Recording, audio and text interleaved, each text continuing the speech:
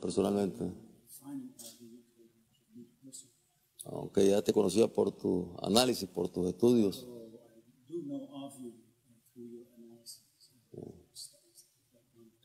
Gracias, estoy bien feliz regresar aquí y conocerle. Gracias por esta oportunidad a disfrutar el golpe y muchas cosas más. First, I want to ask you, you said in your interview, Usted dijo en su entrevista con Telesur que había derrotado a un golpe. I want to ask you to go back to the early days in April. Quisiera pedirle que regresara a los primeros días de abril, 18, 19, 20 de abril. ¿Cuándo se dio cuenta usted de que estaba enfrentando un golpe?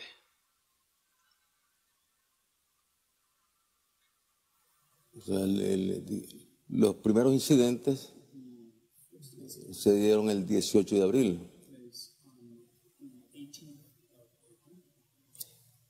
El 19 de abril ya fue aquello una ofensiva militar. Es decir, no eran manifestaciones pacíficas, que hubieron manifestaciones pacíficas de la oposición y hay manifestaciones pacíficas que han transcurrido con calma, sin problema. Pero esa noche del 19 de abril, en las diferentes cabeceras departamentales del país, lanzaron ataques simultáneos, grupos armados. And these were armed groups. Did you have intelligence warnings about this? Hubo, digamos, los servicios de inteligencia le advirtieron con anticipación de que algo así podría ocurrir, que había ese tipo de cosas planificadas. No, la verdad es que fue una conspiración bien trabajada. Teníamos, lógicamente, lo que eran los antecedentes de quienes querían llevar a Nicaragua a una guerra.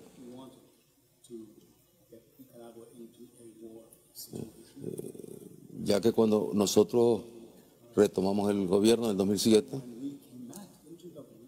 empezaron a formarse grupos armados, muchos de ellos vinculados al narcotráfico. Y con cajas de resonancia a través de las redes en Costa Rica y en Miami. Y con vínculos con organismos de inteligencia norteamericanos. Y con financiamiento también. O sea, desde ese momento empezó una campaña tratando de establecer que había una oposición armada contra la dictadura sandinista desde 2007. Si uno revisa los periódicos de la derecha va a ver cómo destacaban la foto, ahí está la foto de los armados, presentándolos como patriotas, y ellos asesinando campesinos, asesinando sandinistas, asesinando autoridades locales, y también lanzándose contra la policía y contra el ejército y matando soldados y matando policías. Attacking police stations and indeed killing policemen. Quería preguntarle acerca de eso. Los paramilitares. Tuve la oportunidad de ir a Masaya, a Monimbo, y hablé con personas que fueron abusadas por esos paramilitares de la oposición. Muchos de esos abusos ocurrieron mientras la policía en Masaya estaba acuartelada. Y Y una de las críticas que usted ha recibido es de que ha utilizado paramilitares por el lado sandinista. Entonces, quisiera preguntarle, ¿cree usted que es legítimo que ciudadanos en Masaya, incluyendo combatientes históricos del Frente Sandinista que lucharon en su tiempo en la guerra de la Contra, que hoy por hoy defiendan a sí mismos y el gobierno por el que votaron? Se trataba ya de defender la vida, porque los golpistas armados andaban en cacería de sandinistas, buscándolos en sus casas, asesinándolos, quemándoles las viviendas, saqueándoselas. Y mientras tanto la policía acuartelada. Y efectivamente yo acepto que fue una medida que no se correspondía con el momento, sobre todo, que se estaba viviendo. Y fue, digamos, una medida solicitada como condición por la Conferencia Episcopal. Fue un punto que puso como condición para abrir el diálogo. Y en ese momento, confiando en la Conferencia Episcopal, que al abrirse el diálogo, eso iba a bajar los ataques, los crímenes de los grupos armados de la oposición. Yo acepté acuartelar a la policía. Pero más bien, esto lo aprovecharon para intensificar los crímenes en todo el país y destruir escuelas, destruir centros de salud, incendiar alcaldías, o sea, hospitales, todo lo que terrorismo, actividades terroristas para sembrar el terror en la población. Entonces era explicable que las familias sandinistas o no sandinistas que están siendo víctimas de esos ataques buscaran cómo defenderse. Es un principio constitucional. Todo ciudadano tiene el derecho de defender la vida cuando es agredido, cuando es atacado.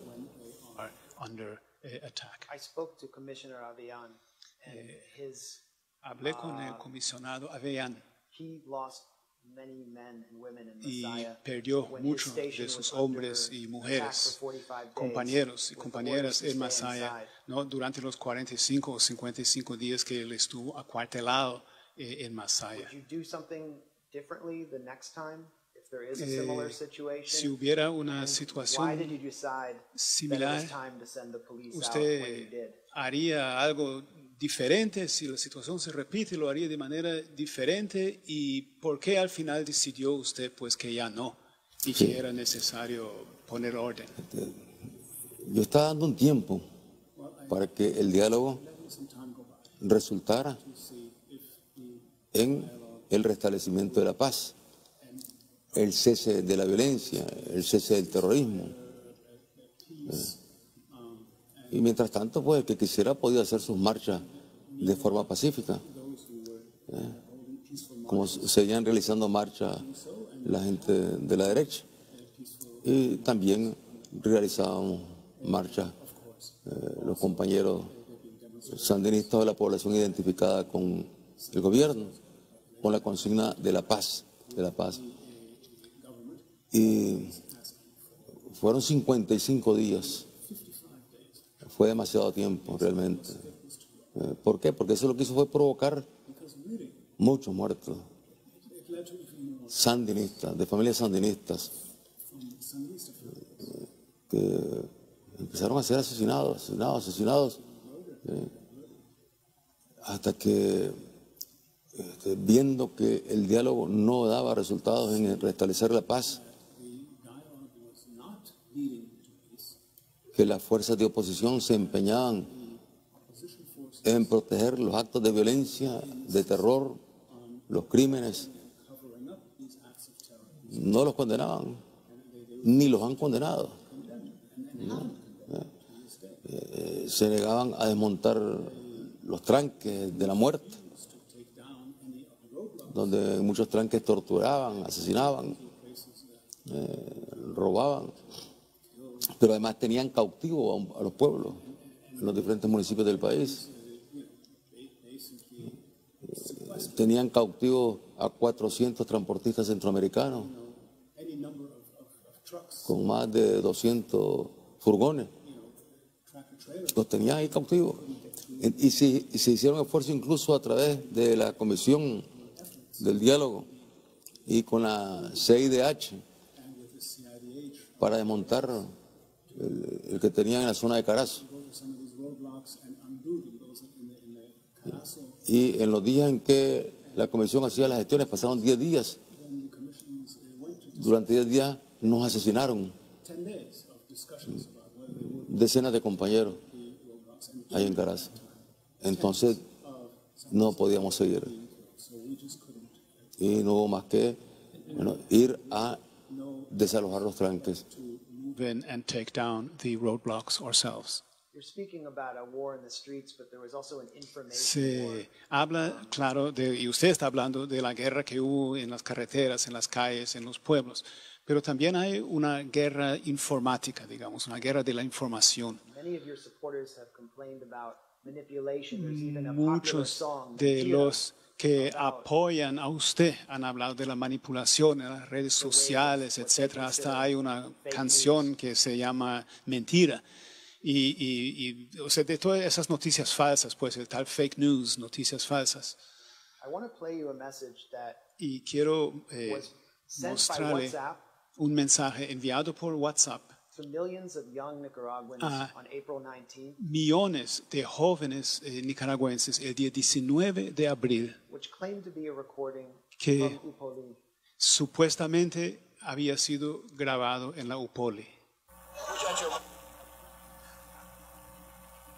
Escúchenme todo, mi nombre es Bruce Steven, repito, mi nombre es Bruce Steven, estamos encerrados en el edificio de la UPOLI, estamos encerrados, necesitamos ayuda, contiene la juventud sandinista, los antimotines nos están tirando disparos, estamos nerviosos, todos estamos nerviosos. Todo ese teatro, no se escuchan los disparos. Sí, teatro. So you're saying this was pure theater. I listened to it and there were explosions, but they were curiously timed. Usted dice que es teatro. Yo estaba oyendo, hay explosiones, pero es curioso los tiempos de dichas explosiones, porque básicamente están, hay están sincronizados con la narrativa. También hablé con estudiantes que estaban en la UPOLI en este momento y me dijeron que era cosa completamente diferente de lo que se oye en esa narrativa, que estaba la policía, que los estaban quemando vivo y todo eso. Pues. En otras palabras, hubo en las redes sociales una manipulación muy sofisticada, que es siempre parte de estos tales golpes suaves y revoluciones de colores, como hemos visto en otros países. Quisiera preguntarle acerca de su estrategia de comunicación en estos primeros días, ¿no? ¿Cree usted que su gobierno combatió, digamos, con suficiente pujanza estas manipulaciones de las noticias, principalmente en los primeros días? ¿O cree usted que tal vez ustedes al inicio demasiado reservado, muy quieto? ¿Y cómo se prepara una nueva generación de jóvenes, pero que a futuro se pueda combatir este tipo de manipulación de la realidad y de las... Sí, Esto que señalas es un componente muy importante en este tipo de agresiones, de golpes, de guerra. Ya que lo que nosotros vivimos en la lucha contra Somoza, en la guerra que nos impuso Estados Unidos en los 80, en los 90, era sobre todo la comunicación de los medios televisivos y medios escritos, que eran la caja de resonancia para presentar una mala imagen de Nicaragua y justificar la guerra contra Nicaragua. Y cuando nosotros retornamos al gobierno en el 2007, al poco tiempo, empezó un movimiento de jubilados que no tenían la cobertura de la seguridad social.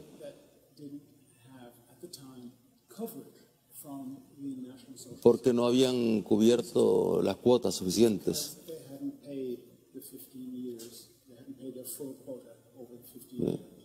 Y nosotros recibimos el seguro social en condiciones ya muy críticas.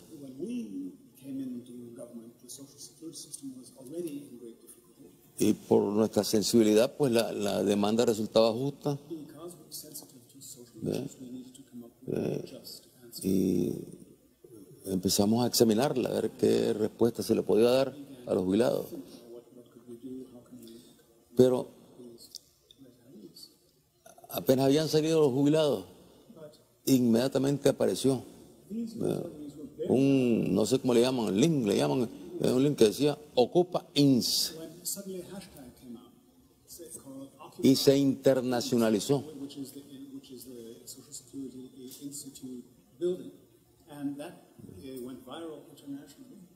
Y de repente nos encontramos con una fuerza ahí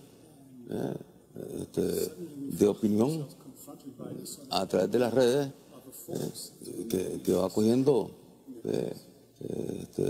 mucho ímpetu. Sí, como una prueba, sí. ¿no? Para lo que iba a pasar después. Y entonces, incluso cuando está la situación bastante candente, porque llegaron a meterse a apoyar a los jubilados,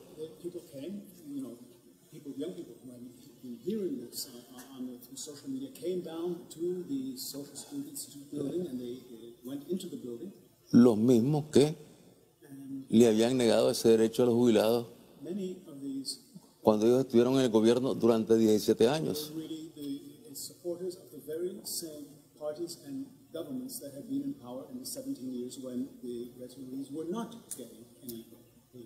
Y fue la primera aparición también de altos dirigentes de la Iglesia Católica ante un conflicto de ese tipo, porque llegaron al sitio dos obispos que discutieron ahí con los jóvenes sandinistas que estaban a favor de los jubilados, pero que estaban en contra de las acusaciones que se lanzaban en contra del gobierno, como que éramos responsables de que estos jubilados no tuviesen un ingreso. Y lo que hicimos fue incorporarlos, aún a costa de que se debilitara aún más la seguridad social. Pero fue la primera experiencia. La segunda experiencia fuerte fue con el incendio de Indio Maíz, la reserva de Indio Maíz. Eso vino con una fuerza mucho mayor todavía, porque ellos no habían dejado de estar utilizando las redes para estar lanzando ataques contra el gobierno frente a cualquier tema. Y nosotros pues empezamos también a interesarnos en el tema de las redes. y a buscar cómo entrar pues, en el tema de las redes para poder defender las posiciones justas. Entonces, cuando lo de Indio Maíz, ellos explotaron con una gran fuerza también, internacionalizando la consigna que había que salvar Indio Maíz, que nosotros estamos destruyendo y estamos incendiando Indio Maíz. Y esto ya se vio articulado con movimientos también aquí en las ciudades. O sea, ya se trataba de desarrollar un plan mayor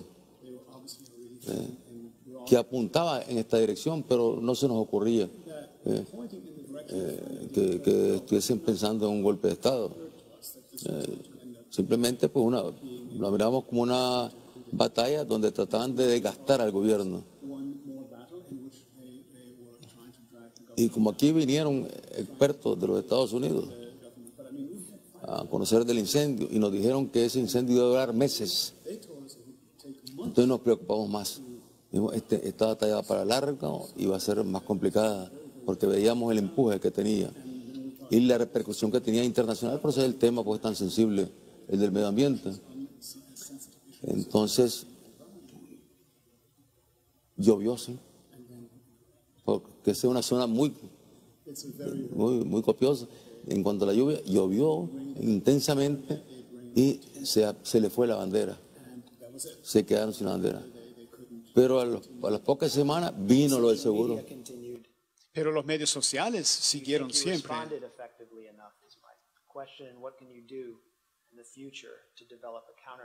Sí, pero de nuevo, ¿no? La pregunta es, mirando a futuro, ¿qué piensa que pueden hacer ustedes para contrarrestar, digamos, estas tácticas y combatirlas pues con las armas que usan ellos pues en yo creo los niveles de comunicación? Fortalecer localmente pues I think las we redes. have to strengthen our networks locally. ¿Con quién? Con el pueblo, And of course with the people, con los trabajadores, con with los jóvenes, con las mujeres, workers, young people, women, y con los maestros, con las maestras, teachers, para defender lo bueno que ha tenido y tiene este proceso. ourselves and the good things, Y point out the good things that this process has también had es and done. imprescindible And it is also internacionalizar absolutely esta critical lucha, to porque ellos han logrado internationalize internacionalizar this, because they have been able su batalla en contra internationalize de este proceso. their battle against us. Sí, justamente quería preguntarle acerca del componente internacional. Vice President, and this also incorporates local elements with the NGOs. Y eso incorpora también elementos locales, ONGs, por ejemplo. Vice President Mike Pence has accused your government of killing 350 people. Por ejemplo, el vicepresidente Pence sale diciendo que su gobierno ha asesinado a 350 personas. Ahora, sus cifras vienen de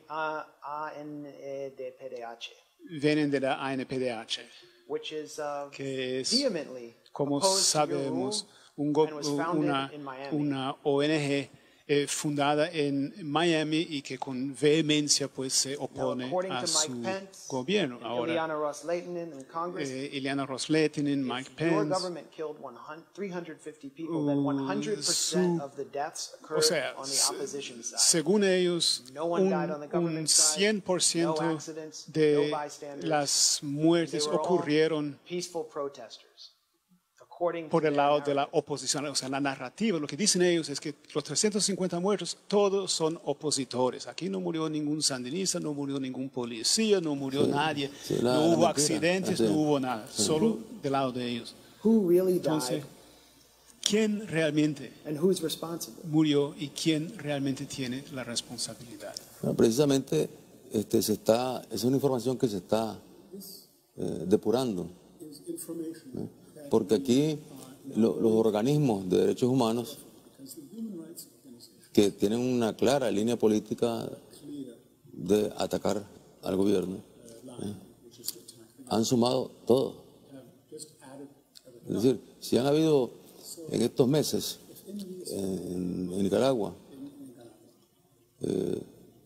200 muertos, 300 muertas. Bueno, todos dicen que son víctimas del gobierno. O sea, ninguno es sandinista. Ninguno falleció por lo que son accidentes de tránsito, que muchos fallecen. Ninguno falleció por lo que son crímenes, porque indiscutiblemente tenemos mucha seguridad en Nicaragua, pero se producen crímenes, delitos comunes, asaltos, robos. O sea, ahí no está dicho cuántos fallecieron dentro de lo que es son los delitos comunes. ¿Cuántos son de los grupos de la oposición? ¿Cuántos son sandinistas? ¿Y cuántos son ciudadanos que sin estar comprometidos ni con el gobierno ni con la oposición fueron víctimas de los tranques? ¿O fueron víctimas en otros lugares de agresiones o de muerte? O situaciones como cuando en un tranque no dejaban pasar la ambulancia, y fallecía la madre. Entonces, ese tipo de depuración no la hacen ellos. Simplemente dicen, yo veo los titulares ahí, en Euronews, por ejemplo, o en CNN, el titular es, ahora ya van 300 muertos, como que el gobierno ha matado a 300 personas en estas semanas, y eso no es cierto. There is a national obsession in my country with foreign meddling. Hay una obsesión nacional en mi país, en los Estados Unidos, con la interferencia de potencias extranjeras en la política nacional. Every night on cable news, the Russians are coming. Todas las noches, ¿verdad? En los noticieros por cable. Ahí vienen los rusos. Es como que los rusos han hackeado el cerebro de los Estados Unidos. Muchos estadounidenses no conocen esta ONG, National Endowment for Democracy, pero que es básicamente el brazo de cambio de régimen de nuestro gobierno, que gastó más dinero, el que más dinero gastó para derrotarlo, por ejemplo, en las elecciones del 90. Ellos gastaron más dinero, National Endowment for Democracy, para que el Frente perdiera en el 90 que George Bush y Mike Dukakis. Se recuerda, el candidato demócrata, gastaron por voto en la elección del 88 en Estados Unidos. Han capacitado a más de 5,000 jóvenes y estudiantes en este país en tácticas que van dirigidas a lo que ellos llaman transición. And Felix Maradiaga, the main NED contact in this country, is now in Washington. Maradiaga, que es el principal contacto de ellos aquí en Nicaragua, está en estos momentos en Washington, donde le aseguraron where he was guaranteed $1.5 million from USAID. Recibiría 1.5 millones de dólares a través de AID, a través de organizaciones de derechos humanos para pues organizar actividades de oposición en general. Yo no creo que los ciudadanos de Estados Unidos tolerarían eso si viniera de afuera, si alguien les hiciera eso en Estados Unidos. And do you plan on any measures to limit the influence of these regime change organizations? ¿Por qué lo tolera usted en Nicaragua y tiene usted algunos planes pues de buscar cómo limitar las actividades de estos grupos en el país? Sí, realmente está más que demostrado que estos personajes han estado directamente vinculados a los actos de terror, a los actos de violencia. Ahí en la Opoli este señor se paseaba con una gran barba y con hombres armados atrás. Ellos mismos se tomaban la foto. O sea, se sentía como Maradiaga. Sí. That he was standing in a photograph with armed men. Usted está diciendo que Maradiaga, hay una foto de Maradiaga con hombres armados. Ahí en la Poli, con una gran barba, el señor que era barba, y está un hombre armado atrás, y están las armas ahí. Y bueno, pareciera un personaje de ISIS. Luego cuando salió la denuncia, porque él está dentro de una denuncia donde se ha abierto un proceso. Entonces corrió a cortarse la barba. Fue lo primero que hizo, quitarse la barba. Y viajar a los Estados Unidos.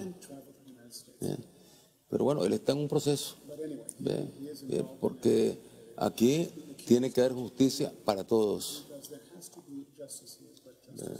Justicia para todos. Y luego en lo que es la forma en que ingresan estos recursos a Nicaragua, que supuestamente son recursos que vienen para determinado tipo de obra, o para determinado tipo de actividades, digamos, que son constructivas. Luego esos recursos se desvían y terminan financiando actividades terroristas.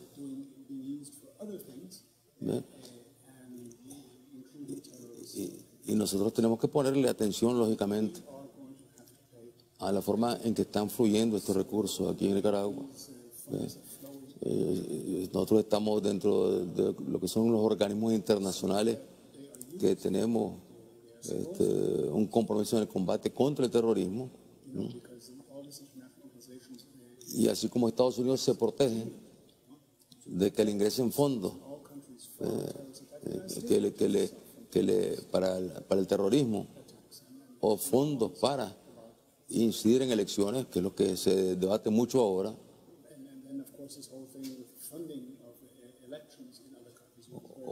o que a través de las redes entren a influir en la política norteamericana. Eso lo cuidan los Estados Unidos. Nosotros tenemos el derecho y la obligación de cuidar también, igual que los Estados Unidos, que no nos pase lo que nos ha estado pasando hasta la fecha.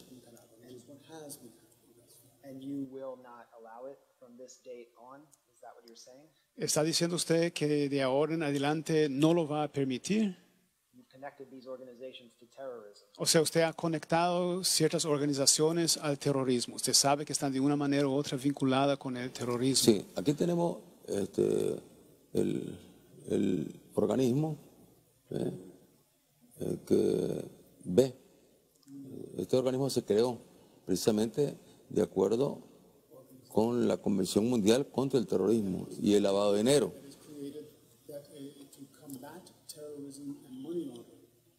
Se llama la UAF. Aquí en Nicaragua se llama la UAF. Precisamente en estos días hay una reunión en Panamá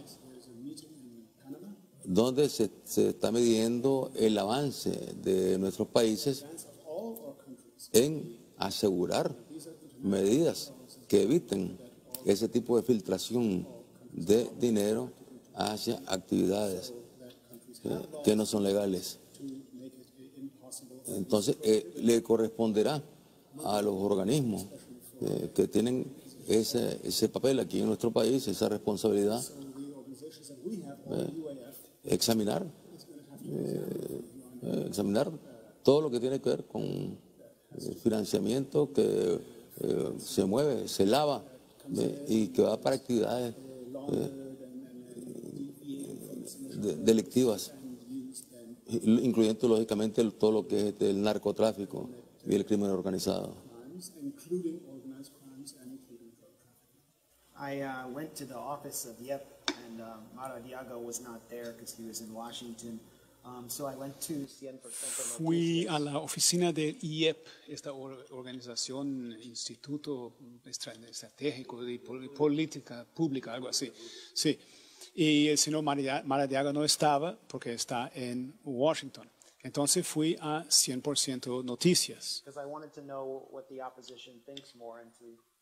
Porque quiero oír también lo que dice la oposición. Miguel Mora, the owner of 100% Noticias, was very happy to see an American reporter at his door. Miguel Mora, He welcomed me in. Contentísimo de ver un periodista estadounidense a su puerta, me pidió que pasara adelante. And it was a remarkable discussion in which he said that he hoped that the United Tuvimos States una discusión muy interesante en la que dijo que esperaba que los Estados Unidos would do to you what it did to Manuel Noriega in Panama. Hiciera a usted lo que hicieron con Manuel Noriega en Panamá. Marco Rubio in Florida, our senator, Marco Rubio en la Florida, nuestro senador, ha prometido una respuesta muy dura. and Ileana Ross-Lehtinen was on the Y floor in the Ileana House yesterday, Ross-Lehtinen estuvo ayer en el Congreso calling for the passage of the NICA Act, very harsh sanctions. y haciendo un llamado pues para que se aprobara la NICA Act. Are you making preparations ¿Usted se está preparando de alguna manera for the return of war to Nicaragua? para la posibilidad de que vuelva la guerra a Nicaragua? And how are you preparing to any extent for sanctions? ¿Y hasta qué punto se están preparando para las sanciones que aparentemente van a aprobar? Sí. Primero, nosotros estamos totalmente claros, convencidos que la política de los Estados Unidos no ha cambiado en relación con Nicaragua. Quieren tener gobiernos sometidos totalmente a sus decisiones. Y por lo tanto, ellos siempre han rechazado la posibilidad de que el Frente retornara al gobierno. Eso lo hemos tenido bien claro. Y cuando vino aquí el general Colin Powell, en vísperas de una elección, a decir al pueblo que no había que votar por el Frente. Cada vez que venía una elección, venía un alto funcionario de los Estados Unidos a darle el mensaje al pueblo de Nicaragua y el presidente del momento al lado del funcionario de los Estados Unidos. Y cuando nosotros llegamos al gobierno, indiscutiblemente que sabíamos que Estados Unidos iba a hacer todo lo que podría hacer para buscar cómo desgastar, debilitar a nuestro gobierno. Y bueno, las primeras sanciones las tomó el presidente Obama. Las sanciones. ¿Movido por quién? Movido por el lobby de la Florida. Porque yo veo claramente que en lo que es la política norteamericana, el lobby de la Florida sigue siendo muy fuerte, para luego ir a negociar con el gobierno en el Congreso leyes que son de interés del gobierno a cambio de que les aprueben leyes que son de interés de ellos en contra de Cuba, en contra de Venezuela, en contra de Nicaragua, en contra de los países que ellos consideran que no se les someten a sus políticas. Entonces, bueno, retiró una cooperación que había, que se llamaba la cuenta del milenio, la retiró. Luego, se mantuvo la campaña fuerte desde el grupo de la Florida en el Congreso de los Estados Unidos, lanzando acusaciones constantemente, defendiendo a los grupos armados que en ese tiempo asesinaban, como están asesinando ahora también, campesinos en la zona rural, asesinaban alcaldes, asesinaban dirigentes sandinistas. Estamos hablando de centenares de muertos en todo ese periodo. Entonces, cuando el ejército y la policía chocaban con ellos y les provocaba bajas, entonces el gobierno de Nicaragua es un criminal. El ejército es un criminal, la policía es criminal, porque está matando a esos delincuentes que para ellos eran patriotas. Entonces ahí ha estado esa lucha sorda, y luego nosotros logramos avanzar, sí, en lo que fue el acuerdo con los empresarios.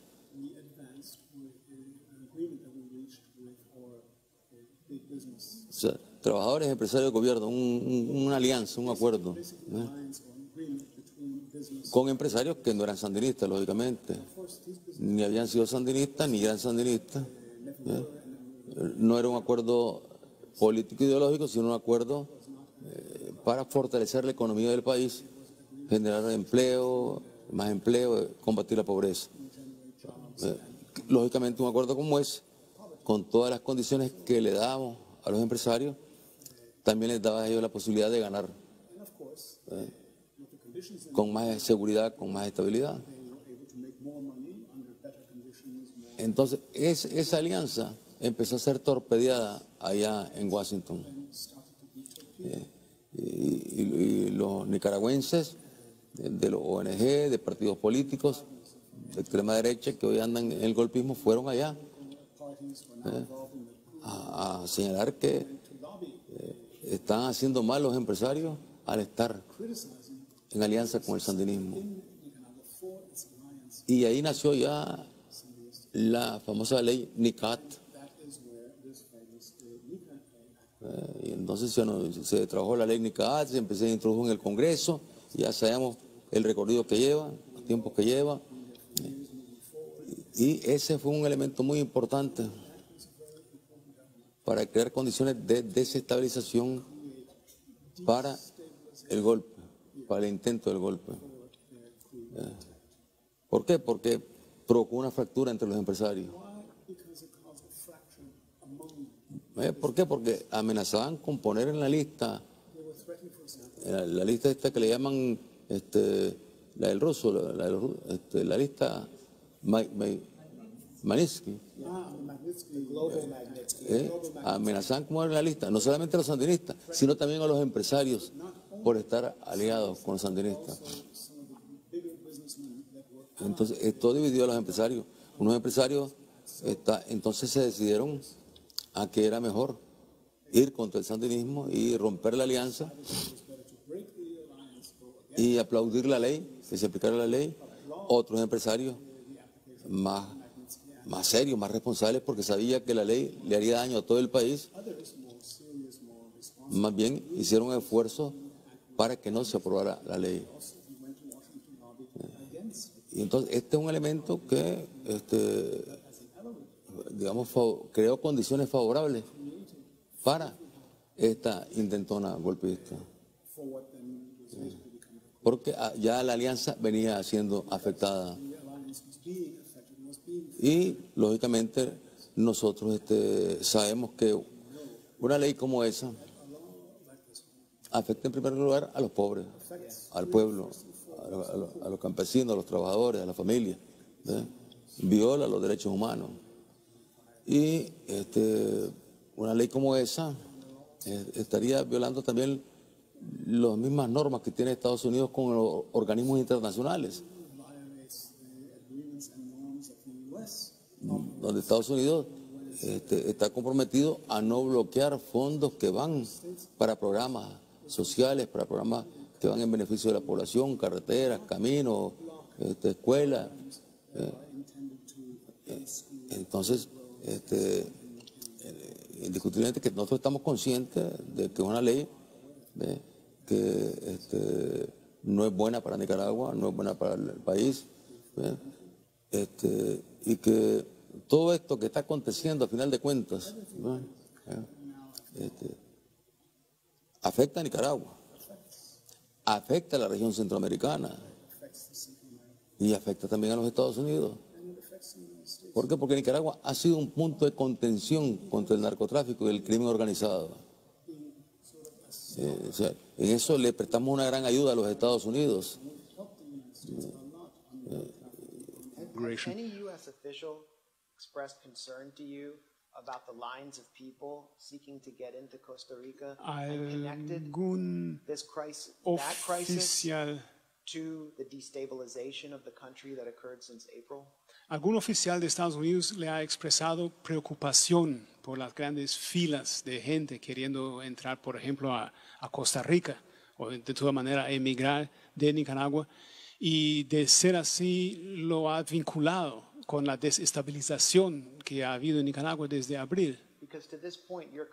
Porque hasta ahora Nicaragua no ha contribuido a la crisis de la inmigración hacia Estados Unidos. ¿Verdad? Los países que habían sido desestabilizados antes, otros países donde hay pues mucha inmigración, o sea, Honduras, Guatemala, El Salvador.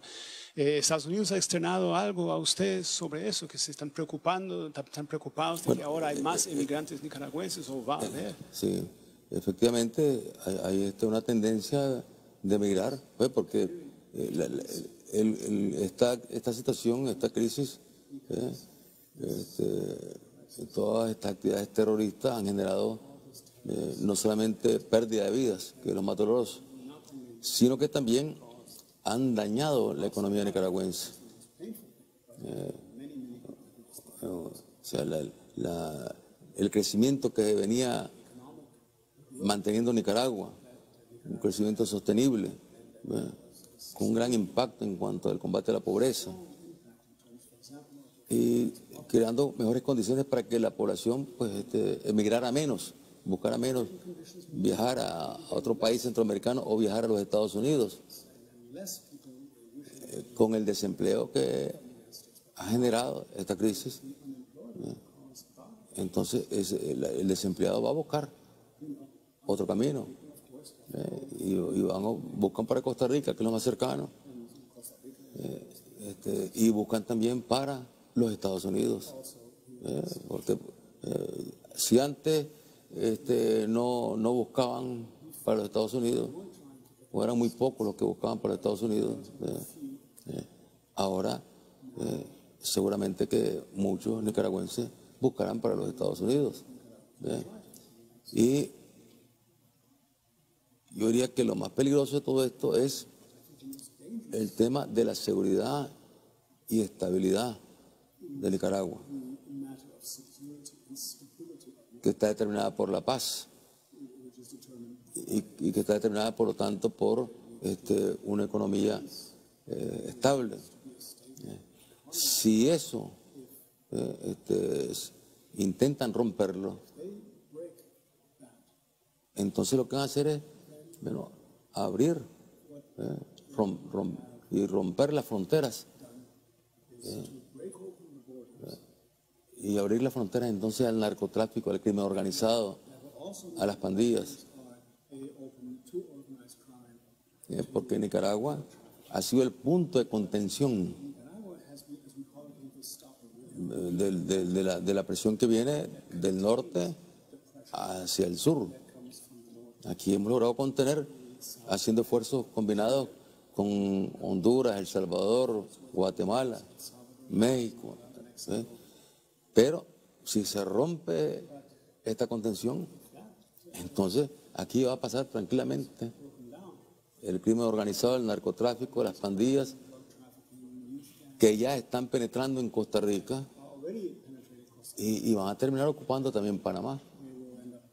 Y van a terminar entonces incidiendo en el canal de Panamá, una ruta estratégica a nivel global. O sea, prácticamente se estaría uniendo ya toda la red de narcotráfico desde el norte hasta Colombia, que es donde está la principal fuente de producción de droga. Drugs is located. The lawmakers who pushed for the application of the Global Magnitsky Act, as well as the opposition in this country, many of your critics refer to one issue again and again as a source of criticism. Los legisladores que en Estados Unidos aprobaron la ley Magnitsky, también sectores de la oposición aquí en Nicaragua han una y otra vez expresado la siguiente crítica. They claim that you and members of your family have created personal wealth. Dicen ellos que usted y miembros de su familia han adquirido riqueza personal And funded the Frente through the ownership of different businesses. y básicamente han financiado al Frente Sandinista a través de diferentes empresas, including by taking money from ALBA and publicly owned agencies. incluyendo al pues tomar dinero de ALBA o tomar dinero de agencias o instituciones públicas. I'm sure you're familiar with these criticisms. Estoy seguro que usted conoce esta línea de pensamiento. What is your response? ¿Cuál sería su respuesta? Bueno, el Frente pasó 17 años fuera del gobierno. Y cada 19 de julio llenamos esa plaza. ¿Por qué dicen que ahora llenamos la plaza porque estamos en el gobierno? Y que la llenamos con empleados públicos. Entonces el Frente ha sido un esfuerzo muy grande para recaudar y para motivar a la población en los diferentes municipios, diferentes territorios, para buscar la autosostenibilidad de la actividad política partidaria.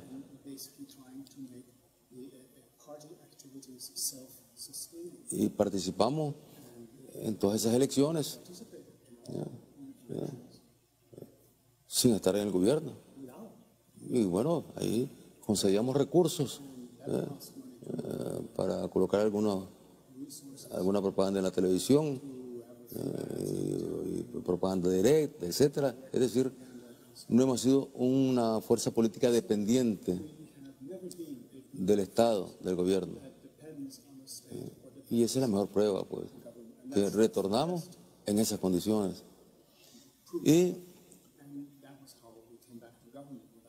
aquí, lo que son los programas del ALBA,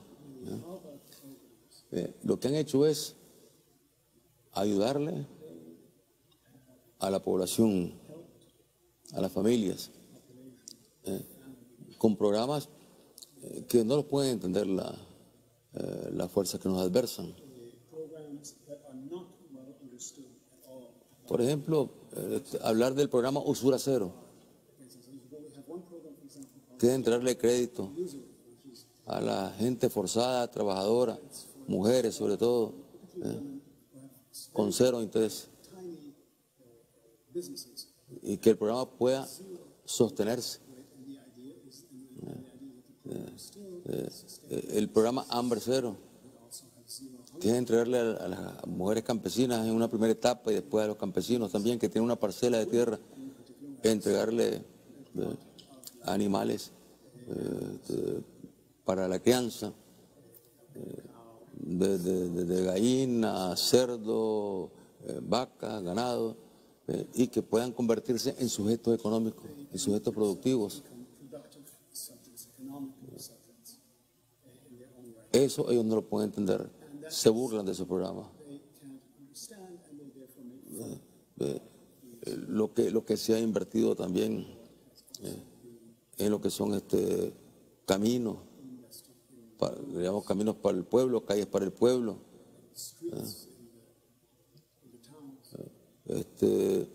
en lo que han sido también desarrollos en el orden del esparcimiento, para los parques infantiles.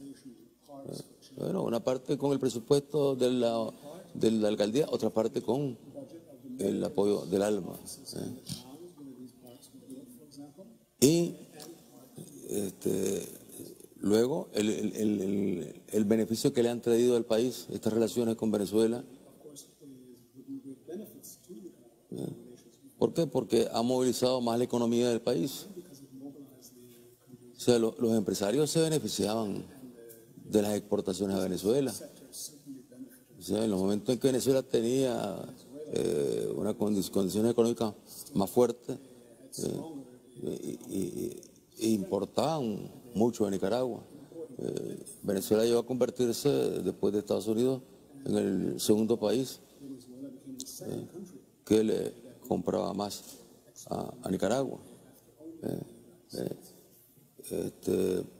Y luego beneficiando a quiénes, a los empresarios. Y empresarios grandes, empresarios medianos y empresarios pequeños. Incluso aquí esto nos llevó a incorporar el cultivo de algunos alimentos como el frijol negro. Aquí consumimos frijol rojo. Entonces, como Venezuela consume frijol negro, entonces empezamos a financiar a los campesinos para que entonces cultivaran el frijol negro, que tenía un mercado seguro allá en Venezuela.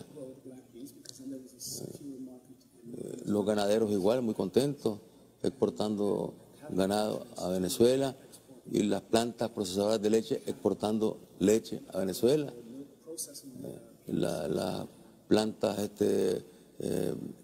procesadoras de la caña, produciendo azúcar, exportando azúcar a Venezuela. Es decir, o sea, Venezuela se convirtió a través del ALMA en un mercado importantísimo para Nicaragua, que ayudó a levantar la economía, y que esto permitió también desarrollar programas sociales. Venezuela has also been a constant source of criticism from the OAS, where you previously enjoyed good relations with Luis Almagro, the General Secretary. Now Venezuela has left the OAS, and they've called it a colonial institution, and you, too, have been condemned, your government, by 21 members of the OAS. Would you consider following Venezuela's path? Venezuela ha sido muy criticada en la OEA. En un dado momento parecía haber muy buenas relaciones entre usted y el secretario general Luis Almagro.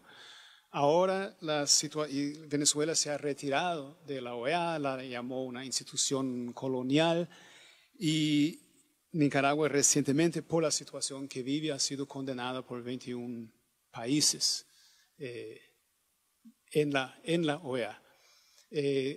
¿Consideraría usted seguir los pasos de Venezuela y posiblemente retirarse de la OEA? Venezuela decidió retirarse de la OEA. Los tiempos no se han vencido todavía, ¿sí? Porque hay plazos para el retiro, y Venezuela sigue jugando un papel activo en la OEA.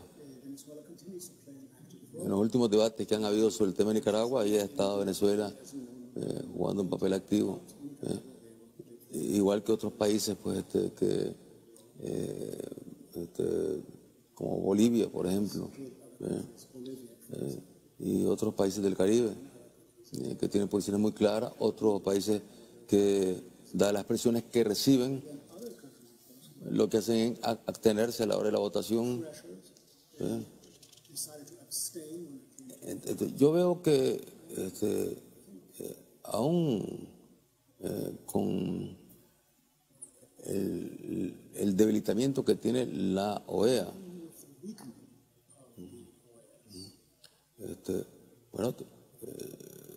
tenemos que seguir dando la batalla. Es un espacio que está ahí, hay que dar la batalla.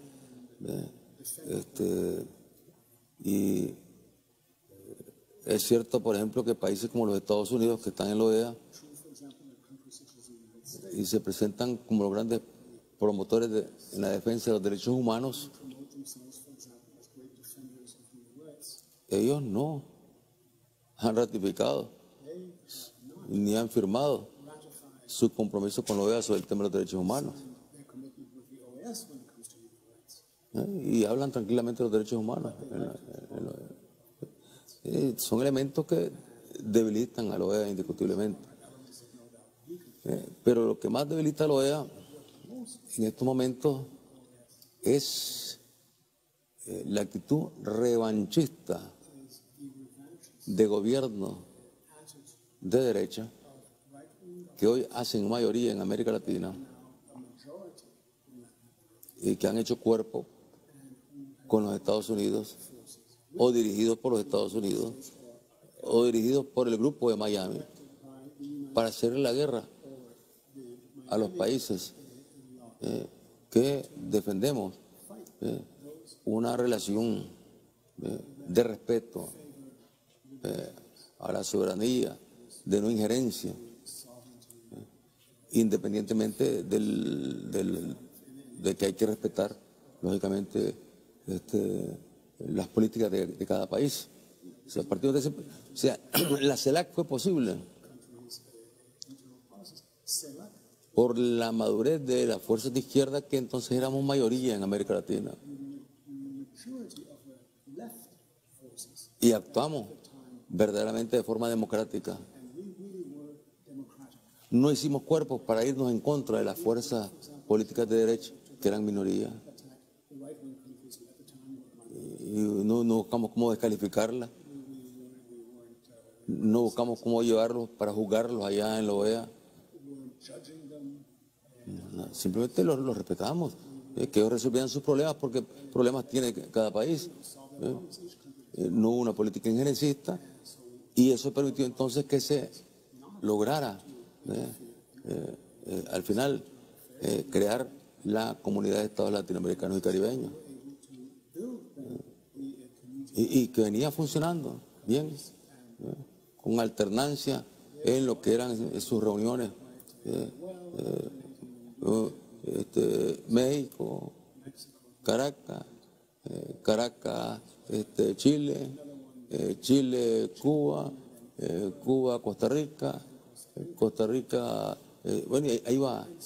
De repente, cuando se va dando el avance de gobiernos de derecha en América Latina, entonces cambia la situación y la CELAC ha quedado prácticamente bloqueada.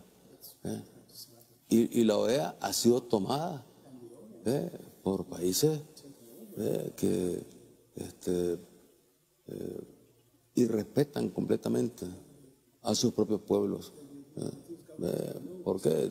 Tomada porque una acción revanchista, injerencista, irrespetuosa. O sea, han formado un bloque. Países que, bueno, si la práctica de la OEA fuese llevar a juicio a cada país que tiene problemas de desaparecidos, de muertos, de levantamiento, etcétera, pues entonces ahí tendrían que estar desfilando todos los países latinoamericanos ante el Consejo de la OEA. Pero eso no sucede. Vemos países de este grupo donde se cometen crímenes todos los días y no hay una fiscalización de parte de la OEA ni de los Estados Unidos. Nadie plantea que se vayan a llevar estos temas allá. Se llevan nada más los temas que tienen que ver con buscar el debilitamiento, la destrucción de opciones políticas que son progresistas, que son revolucionarias, que son verdaderamente democráticas. Many countries that feel like they're under attack by the United States and international bodies where the United States has enormous influence. Muchos países que se sienten bajo ataque, ya sea por parte de Estados Unidos directamente o por entes u organismos internacionales en los que Estados Unidos tiene mucha fuerza, mucho ímpetu. Are turning increasingly towards relationships with Russia and China, who are rising powers in the globe. Y estos países que se sienten agredidos, por decirlo de alguna manera, ya sea por los Estados Unidos o por esas instituciones internacionales en que Estados Unidos tiene mucha influencia, están, digamos, mirando hacia Rusia y hacia China para protección, para que les ayude un poco. Do you think increasing relations with these two countries can protect you from sanctions and enable the continuation of Sandinismo?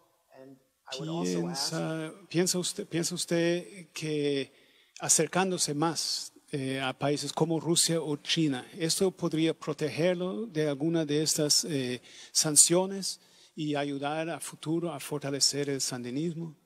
and will the rupture with the United States that seems to be occurring right now result in a return to the purest principles of the revolution, the Sandinista revolution?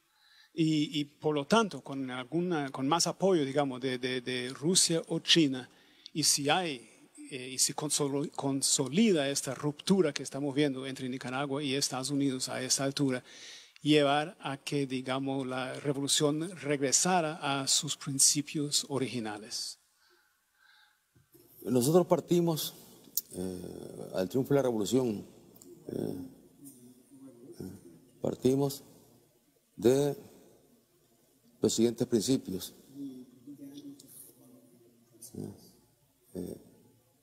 Pluralismo político, economía mixta y no alineamiento. Eran los tres principios básicos. Y en ese marco, relaciones respetuosas con toda la comunidad internacional.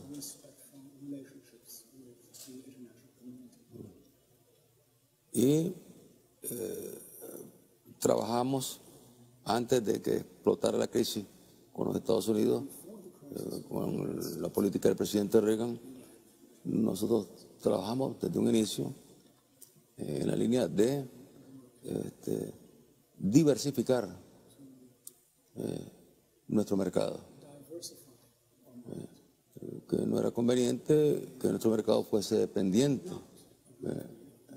de un solo mercado, sino que había que buscar cómo moverse en lo que es la pluralidad de los mercados en el ámbito internacional. En estas circunstancias, yo diría que hoy más que nunca tenemos que seguir trabajando lo que veníamos haciendo, lo hemos venido haciendo, abriendo nuevas rutas, abriendo nuevos mercados, profundizando relaciones en todos los órdenes con naciones que le han brindado a Nicaragua una cooperación muy importante.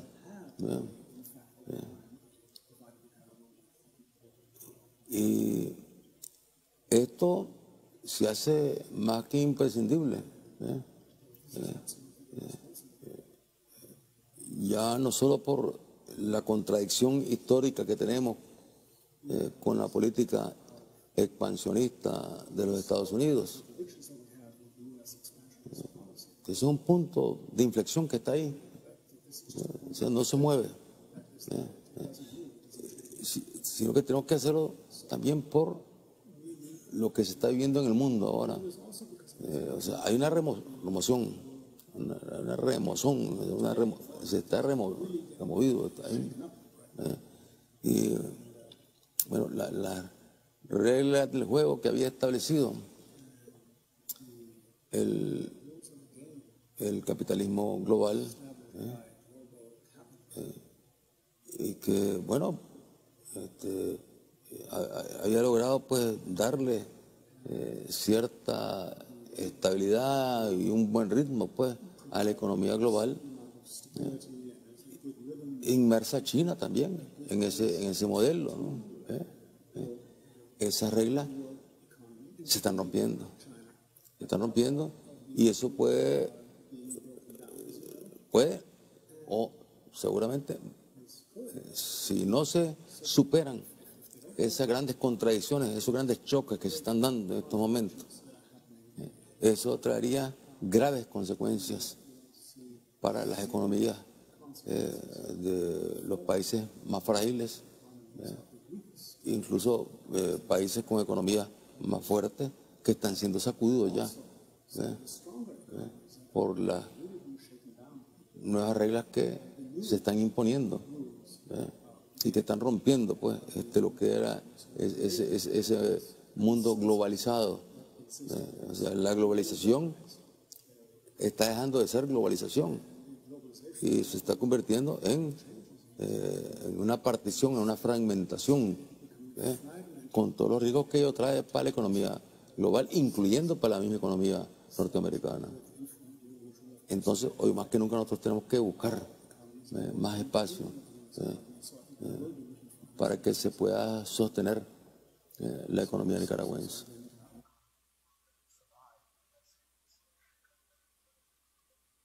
Would you like to see your government provide an example for the spread of socialism in various forms?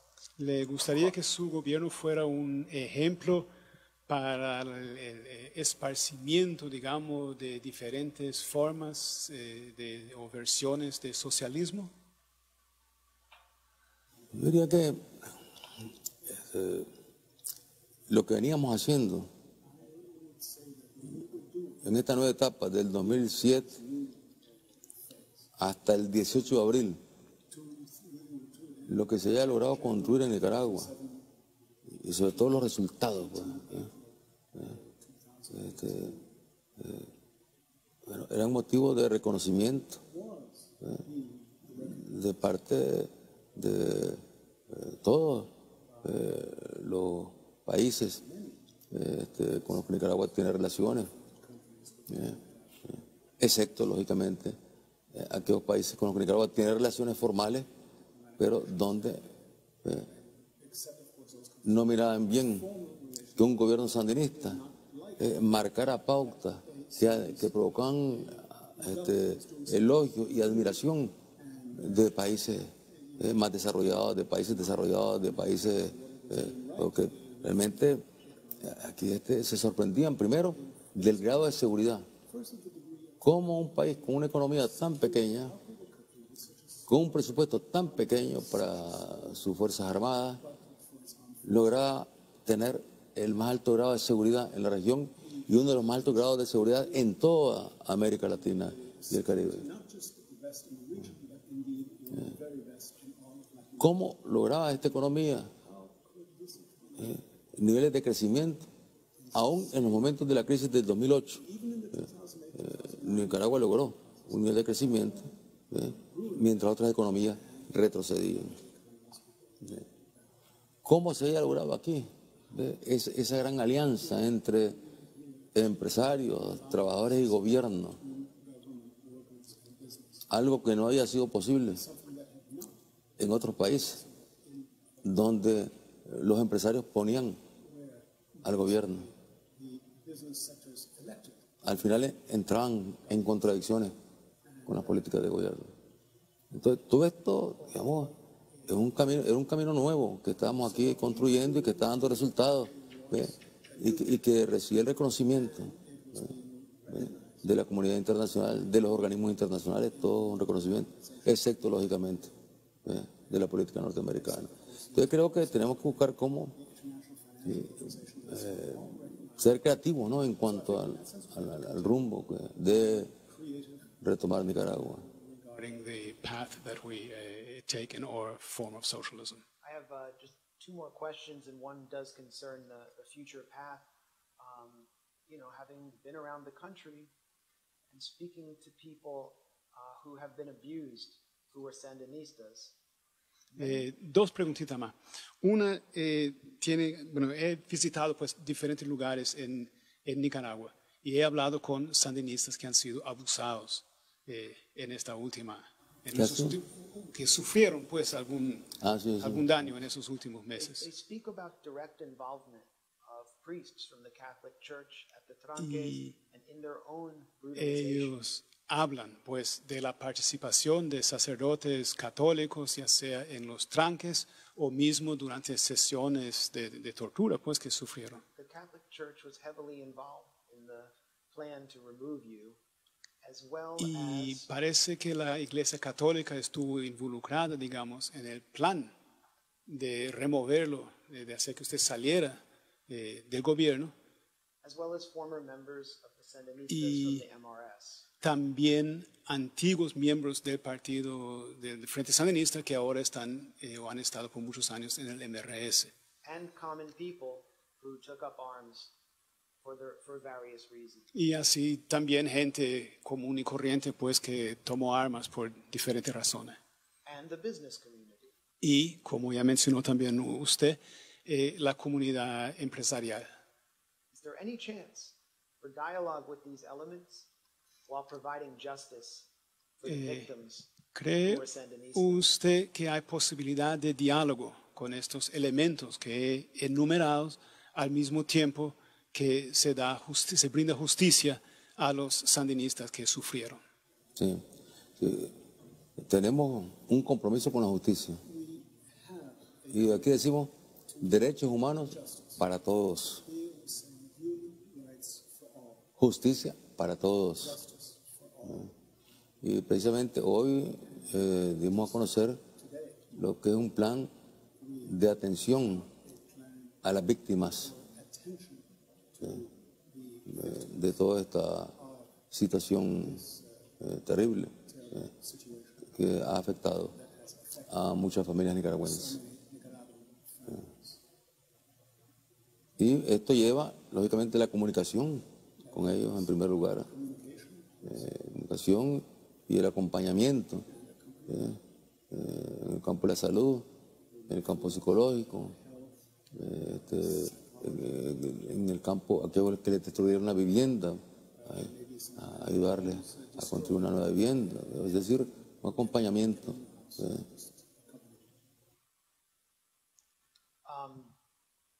And with the church, do you have a plan for dialogue? How will you manage this relationship, Y which con seems to la be totally ripped to pieces? con la iglesia, ¿hay un plan, una posibilidad de que siga el diálogo o cómo piensa que harán? Porque las relaciones parecen estar tan rotas que se dice. Sí, con la iglesia nosotros hemos tenido pues contradicciones, no de ahora.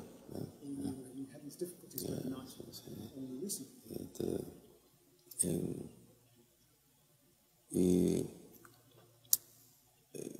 en el periodo del 1979 al 90 tuvimos grandes contradicciones. Pero en medio de esas contradicciones logramos mantener un buen diálogo con la iglesia y en particular con el cardenal Miguel Obando.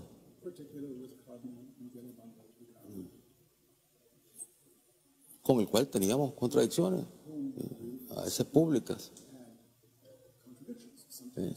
Y al final sí, yo le pedí a él que él fuese el presidente de la Comisión de Paz y Reconciliación.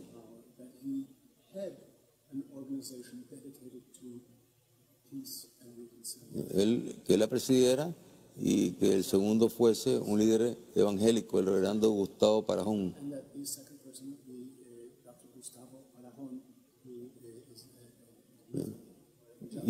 Y ayudaron mucho pues con las comisiones de paz para que se diese el desarme y se evitara mucha muerte a la hora del desarme, ¿no? Al fin de la guerra. Con esta conferencia episcopal, con las autoridades de la iglesia, bueno, hemos tenido diferencias que cruzan por el orden político. Como ya habíamos tenido un diálogo hace ya unos cuantos años, pensamos que iba a ser un diálogo, pero no pudo ser diálogo porque ellos salieron ya en ese momento con una declaración donde nos hacían una serie de señalamientos. En esa ocasión fuimos con ellos a dialogar, o sea, a intercambiar. Y yo tuve que decir, bueno, cuando me leyeron la declaración que iban a publicarle, tuve que decirles, ustedes ya me condenaron sin escucharme. Pero bueno, eso no nos llevó pues a una confrontación, simplemente diferencia, ¿no? Diferencia. Ellos tienen sus posiciones políticas, pues bueno. ¿No? Ahora en esta etapa que recurrimos a ellos para que ayudaran a convocar al diálogo,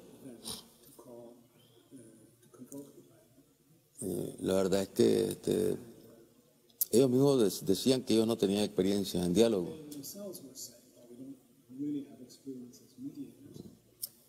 Y digamos, le pesó mucho más la influencia de la oposición, la presión de la oposición, con los medios de comunicación a la vez, como para que ellos pudiesen, digamos, trabajar de forma equilibrada el diálogo. Y luego, pues, lógicamente, yo reconozco que el cardenal Brenes pues, ha sido muy cuidadoso en sus declaraciones. Él siempre ha sido igual que otros obispos, pero han habido 2 o 3 obispos que, digamos, se han roto con su papel de mediadores. Porque desde el día que se instaló el diálogo, ahí estando en el diálogo, ya uno de los obispos tomando la palabra, dándole todo el respaldo a la oposición. Entonces, ese obispo en ese momento estaba restándole autoridad a la conferencia episcopal. Y otro obispo de ahí mismo, chateando, ocupando el teléfono para mandar mensajes, tuiteando, a favor de la oposición y en contra del gobierno. Entonces ya eran 2 obispos en ese momento, que estaban dañando la credibilidad de la conferencia episcopal como instrumento de mediación. ¿Por qué? Porque y nadie le llamaba la atención a ellos. Nadie les decía, no puede ser así. Eso. Entonces yo diría que sufrió un desgaste pues, la autoridad de la conferencia episcopal por la actitud de algunos obispos. Y él es el que es bueno para andar. Sí. Es el que estaba el día que estábamos inaugurando, entrando el diálogo, él estaba ahí ya lanzando ataques. Entonces, no puede ser mediador. ¿Y por qué no tiene usted una cuenta de Twitter entonces? ¿Una? ¿Por qué no tiene usted una cuenta de Twitter? Me volvería loco, It would drive me nuts. Y sería una pérdida de tiempo. Sí, pérdida de tiempo. Sí. Entonces, yo coincido con lo que dijo el cardenal Brenes, lo dijo ayer en las celebraciones antier, en las celebraciones de los pueblos allá de Carazo, ¿no? Ahí celebran Santiago Apóstol. Entonces él llegó y hizo un mensaje que yo comparto, defendiendo que tenemos que trabajar por la paz, que tenemos que ir acabando con el odio para que podamos vernos de nuevo de frente a los ojos. Yo comparto el mensaje de él. Hoy lo dijo eso. Hoy lo dijo él eso. Hoy lo dijo eso. Es decir, ahí coincidimos plenamente.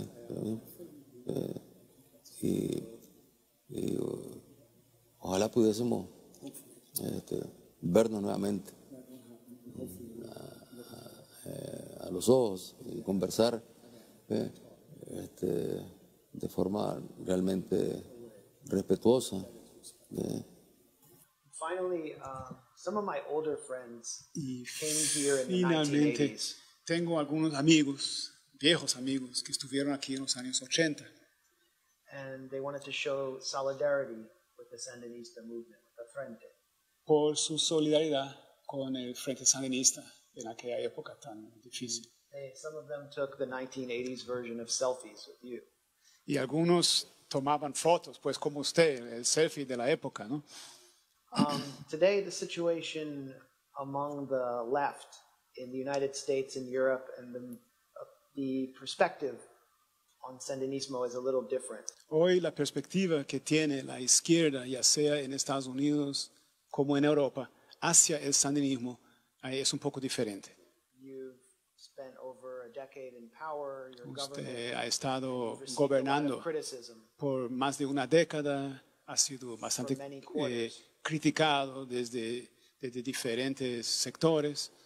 And now there's a debate on the Y left in the West ahora hay un debate en la izquierda, en Occidente, o sea, en Estados Unidos, en Europa, on whether your government and the Sandinista movement in general deserves its support.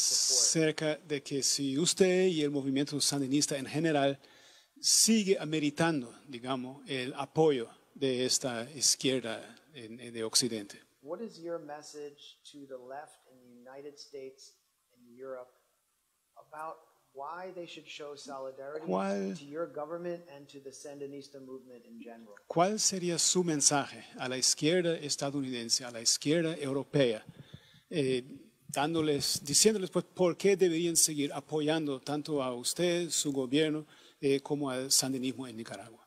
Primero, quiero reconocer y agradecer la solidaridad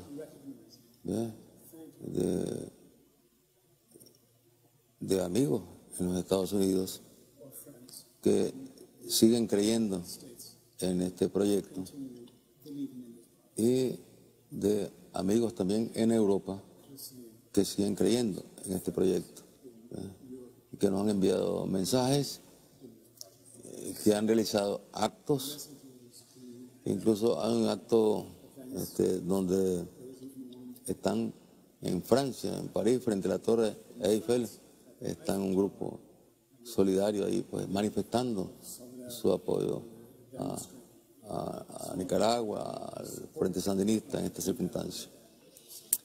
Y a los que tienen dudas, o a los que piensan pues que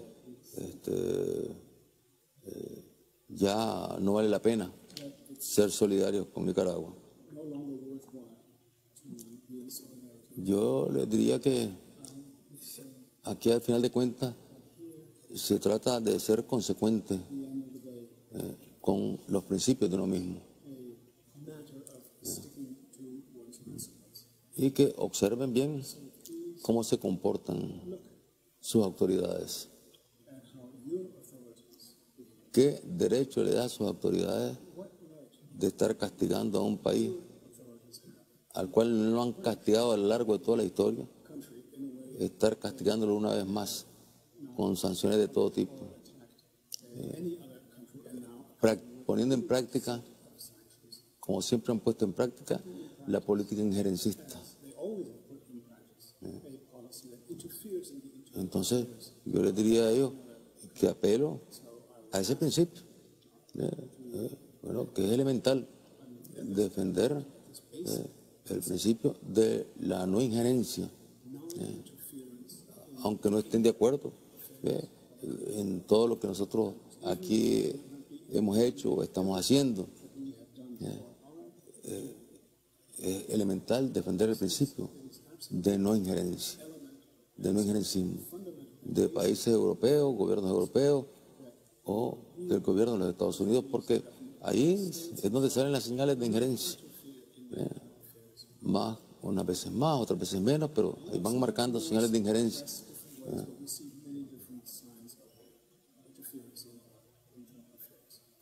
Señor presidente, muchísimas gracias por su tiempo, por esta oportunidad y suerte. Gracias a ustedes. Y hasta aquí la entrevista que le hiciera el periodista estadounidense Mark Blumenthal al presidente comandante Daniel Ortega, ¿verdad? Y donde el presidente ha dejado clarísimo cómo fue, y esto que se desarrolló en el 25 de julio, cómo fue que se vino fraguando, cómo fue que se vino confeccionando todo este golpe suave que se intentó en el mes de abril y que desde luego fracasó, pero que tenía su inicio, y él lo explicaba así, desde el 2007, cuando el gobierno sandinista reinicia, ¿verdad?, justamente en el poder, y habla de todos los implicados, habla de los Estados Unidos, habla de las bases en Costa Rica, habla de los rearmados que con nexos con la delincuencia, el asesinato a sandinistas, a militares, a policías,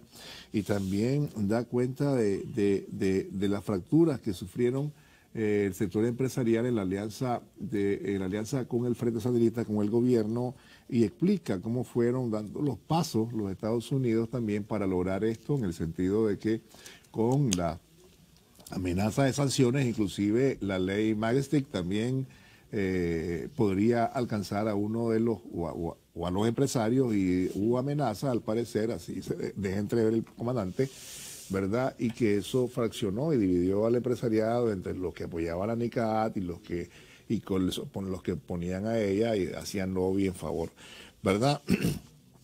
Interesante conocer todo esto para también entender lo que ha ocurrido en Nicaragua.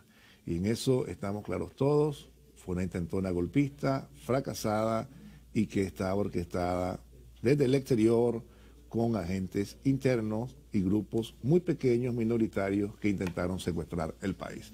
Bien, con esto nos vamos nosotros a despedir. Les invitamos a continuar con el canal, a continuar con el programa. Pase muy buenos días.